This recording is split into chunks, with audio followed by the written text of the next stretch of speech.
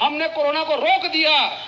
13-14 warrior का photo भी viral हुआ था दैनिक भास्कर में, आप लोग को याद होगा, मंत्रियों का फोटो लगाया गया था।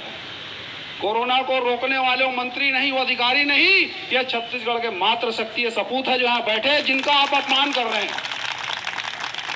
और शर्म आता उन अधिकारियों पे जिन्होंने कल कहा, एक मेरी बहन ने फोन करके बताया मुझे कि भैया अधिकारी कह रहे हैं कि अगर आप धरना प्रदर्शन करेंगे, उग्र प्रदर्शन अराजक बनने का, ये मानते हैं कि लोकतंत्र की हत्या करने का आपका इतिहास रहा है, लेकिन छत्तीसगढ़ में ये चीजें बिल्कुल भी बर्दाश्त नहीं की जाएगी। वही कोरोना योद्धा है जिन्होंने इस प्रदेश में कोरोना को समाप्त करने के लिए अपने प्राणों की आहुति देने तक में कोई कसर नहीं छोड़ी।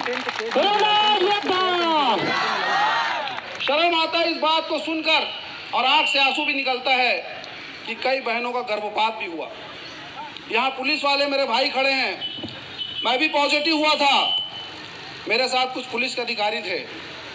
आप सभी ने निश्चल भाव से इस प्रदेश की सेवा की है, लेकिन आज जिस तरीके का व्यवहार ये सरकार आप लोग के साथ में कर रही है, ये अपने आप में बहुत ही दुखद विषय है, शर्मनाक विषय है, और सरकार को इस बात को मानना पड़ेगा। आप लाठी बरसा लीजिए, आप जेल में डाल दीजिए, हमारी आवाज बंद नहीं होगी। ये जो धरना स्थल है दोस्तों, सरकार कहती है कि हमारे पास पैसा नहीं है। जिस धरना स्थल में हम बैठे हैं, यहाँ पे सामने में जो तालाब दिख रहा है, 50 करोड़ रुपए का गार्डन बनाया गया। ये वो गार्डन बनाने वाले महापौर जी जो कि मुख्यमंत्री के बहुत ज्यादा परम प्रिय हैं। 12 करोड़ का म्यूजिकल फाउंटेन लगाया गया, 12 मिनट भी नहीं चलता है। भ्रष्टाचार का स्मारक आप लोगों के सामने में है। 200 करोड़ का पार्किंग बना दिया गया, 172 करोड़ का विज्ञापन बांटा गया अपने चहेतों को, अपने लघुओं को, अपने भगुओं को चेहरा चमकाने के लिए कोरोना काल में। लेकिन पैसा नहीं है कोरोना योद्धाओं को आपको देने के लिए। और सबसे बड़ी बात, पूरे कोरोना काल में घर घर दूध पिलाने का आपने अपनी बनाया, घर घर सब्जी पहुंचाने का आपने अपनी बनाया, घर घर राशन पहुंचाने का आपने अपनी बनाया, शराब पिलाने का आपने बनाया। शराब पिला पिला कर प्रदेश की जनता को बेहाल कर दिया। नतीजा देख लीजिए, कोरोना फिर से बड़ी तेजी से पैर पसार रहा है। और ऐसे स्थिति में संवेदनशीलता, नैतिकता, शर्म, ये सारे शब्दकोश इस सरकार की डिक्शनरी में शायद नहीं है।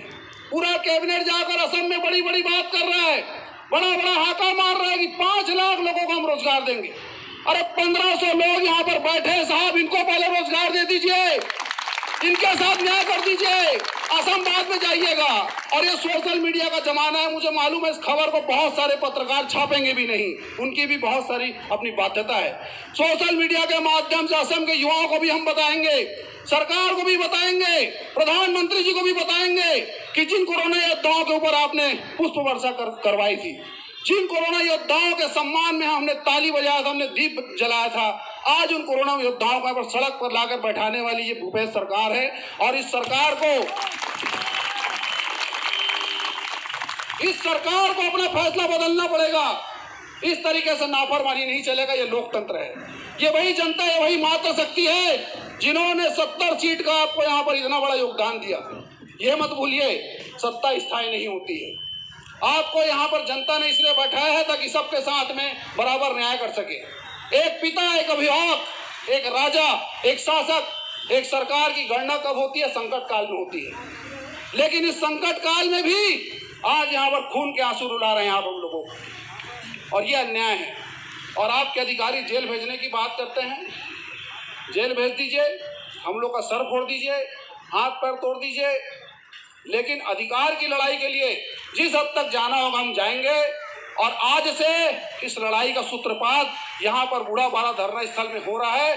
आप में जितनी ताकत है आप लगा दीजिए, और कान खोलकर वो गुप्तचर भी सुन ले इस बात को, जितनी ताकत हो लगा दीजिए।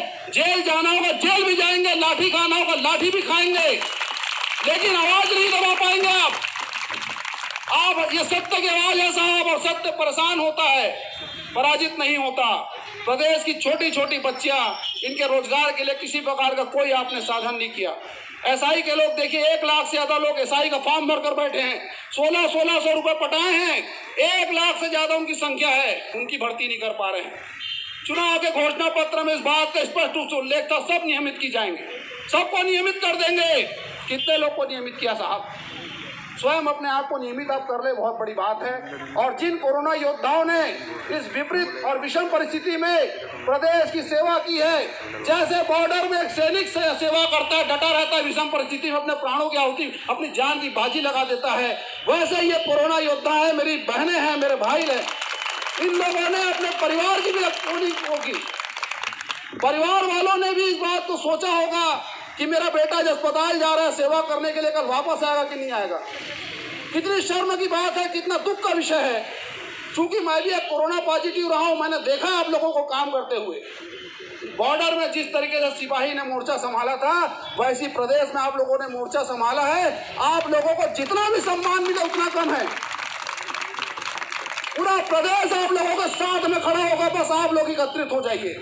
आप लोग एकत्रित हो जाइए। संगठन में शक्ति है, एकता में शक्ति है। अभी ये मुट्ठी खुली हुई आप लोगों की, ऐसे ये मुट्ठी जिस दिन बंद जाएगी, ये सरकार खुद ब खुद कदमों में आएगी। इस बात का आपको वादा दिलाता हूं और इस मंच के माध्यम से इस बात को दोहराता हूं। अंतिम सांस तक आप लोगों के साथ इस लड़ाई को मैं लड़ूंगा।